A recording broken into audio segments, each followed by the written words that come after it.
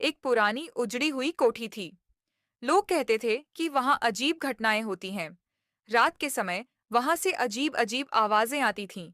कभी कभी रोशनी चमकती थी और कभी किसी के चीखने की आवाज सुनाई देती थी। गांव के बुजुर्गों का मानना था कि वह कोठी भूतिया है और इसलिए कोई भी उसकी तरफ जाने की हिम्मत नहीं करता था।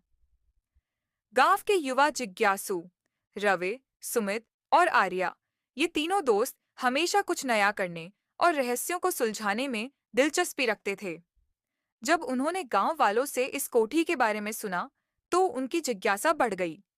वे जानना चाहते थे कि आखिर इस कोठी में ऐसा क्या था जो लोगों को डराता था। रवि ने कहा, मुझे नहीं लगता कि भूत प्रेत जैसी कोई चीज होती है। हमें खुद जाकर देखना चाहिए कि इस कोठी में क्या राज छिपा है। सुमित थोड़ा डरपोक था, लेकिन दोस्ती निभाने के लिए वह भी राजी हो गया। आर्या बहुत समझदार थी। उसने सोचा कि अगर वे कुछ सावधानी से जाएं, तो शायद इस रहस्य का पर्दाफाश कर सकते हैं। कोठी में पहली रात रात के 10 बजे तीनों दोस्त टॉर्च और कुछ जरूरी सामान लेकर कोठी की ओर चल पड़े। वहां पहुंचते ही उन्होंने देखा कि कोठी बहुत ही पुरानी और टूटी फूटी हालत में थी।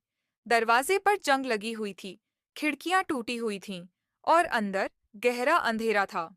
जैसे ही वे अंदर गए, एक ठंडी हवा का झोंका आया और दरवाजा अपने आप बंद हो गया। सुमित घबरा गया और बोला, शायद हमें यहाँ से लौट जाना चाहिए। रवि ने उसे शांत रहने को कहा। डरने की कोई बात नहीं, यह पुरानी कोठी है। हवा के झोंकों से दरवाजे बंद हो जाते हैं। वे टॉर्च जलाकर धीरे धीरे अंदर बढ़े। दीवारों पर धूल जमी थी, मकड़ियों के जाले लटके हुए थे और जगह जगह टूटी फूटी चीजें पड़ी थीं।